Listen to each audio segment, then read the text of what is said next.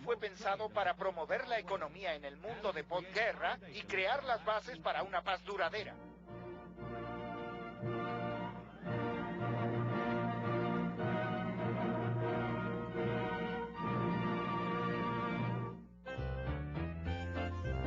Gracias al aporte de los países miembros, se crearía un fondo común de crédito para otorgar préstamos a los países integrantes que lo solicitasen.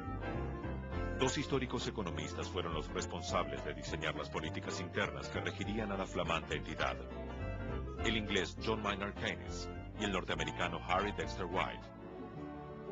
A partir de este momento, nuestro mayor objetivo es alcanzar la pericia de proveer empleo en el presente e incrementar la productividad en el futuro. En nuestro mundo de posguerra, la paz es indispensable. Con esta fundación celebraremos la colaboración internacional monetaria que se transformará en una gran contribución a la paz y a la prosperidad mundial.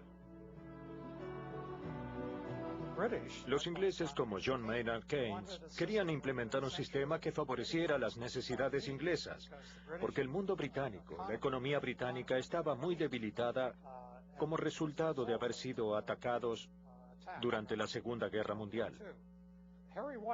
Harry White también tenía muy buenas ideas, pero se enfrentaban con las de John Maynard Keynes, ya que éste quería un sistema más abierto, multilateral, y no cocinar un acuerdo bilateral entre Estados Unidos y Gran Bretaña. Keynes quería un tratado abierto multilateral para comercio abierto y abierto al cambio de moneda. Y quería que el FMI sirviera como una herramienta, una de las tantas herramientas para hacer la economía mundial más estable.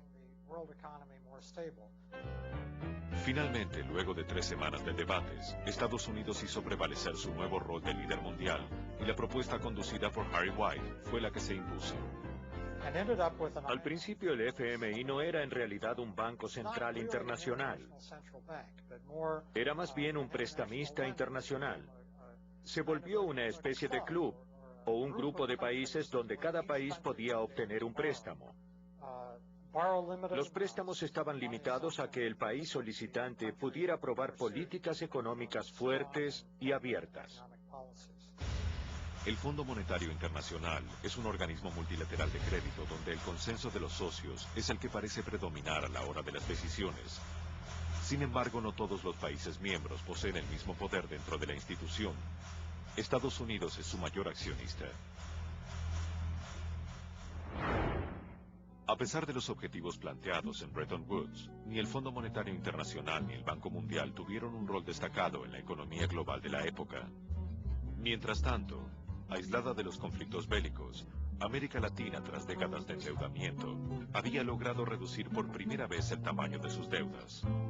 Cuando terminó la guerra, la Argentina se encontró con que la deuda británica por las exportaciones de carne a la Argentina era tan importante que pudimos cancelar la deuda externa.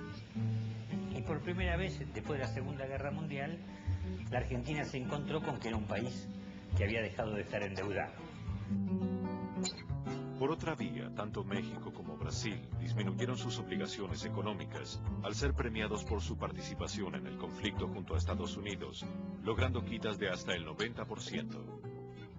Durante esos años, el Fondo Monetario Internacional tenía muy poca injerencia en los asuntos internos de los países. América Latina podía pagar sus deudas sin problemas. La mayoría de los deudores del fondo eran en esta primera etapa economías desarrolladas como Gran Bretaña.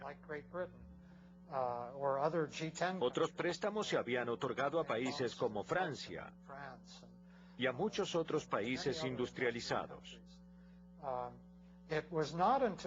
No fue hasta 1970, luego de la primera crisis mundial, que los países desarrollados resurgieron y comenzaron a tomar parte de las decisiones del FMI. A comienzos de los años 70, los estados árabes aumentan el precio del petróleo en un 40% y sus ingresos se multiplican. El excedente es depositado en los grandes bancos de Europa y Estados Unidos. Se los conocía como los petrodólares. Los depósitos árabes obligaban a los bancos a pagar enormes cantidades de dinero en conceptos de intereses. Esta situación podía llevarlos a la quiebra. Para evitarlo, las instituciones debían colocar el excedente a modo de préstamos, lo que les permitiría producir nuevas ganancias para hacer frente a esos compromisos. Entonces, por eso, cuando los países árabes, por ejemplo, levantan el precio del barril del petróleo en 1973, surgen los petrodólares, esos petrodólares no podían ir a los países desarrollados, puesto que estaban en recesión, los banqueros dicen, bueno, tenemos que hacer negocio con esto, ¿a quién le damos? Bueno, vamos a darle a todo el mundo, incluso a las dictaduras latinoamericanas. Entonces, había dólares hasta para regalar. ¿Por qué? Porque había mucho dinero en el mercado internacional buscando a quién prestar, y había países de América Latina que querían que le prestaran plata. Algunos para el desarrollo como Brasil, algunos para especular como la Argentina. Estaban dando los préstamos a los dictadores o a los regímenes parlamentarios por igual, y sobre todo para ese fin, y lo sabían. Es más, sabían que se estaban sobreendeudando. Hay inclusive un libro de Robert Devlin que muestra que cómo los bancos desesperadamente colocan el dinero en los países latinoamericanos, ofrecen el dinero, pagan comisiones a políticos, a militares, etcétera, para que tomen los préstamos, ¿no? Pero el fondo no era la preocupación de Latinoamérica en aquellos años. El grueso de sus deudas era con los grandes bancos internacionales. Cada país utilizó estos fondos con diferentes criterios. Hay tres casos típicos en América Latina en la década de los 70. Uno es el de Argentina, otro es el de Brasil, otro es el de México. El caso de Argentina, la deuda se usó para financiar la evasión de capitales, básicamente. En México se evadió una parte y con otra parte se edificó en muy poco tiempo una infraestructura petrolera fuerte. De modo que mitad y mitad.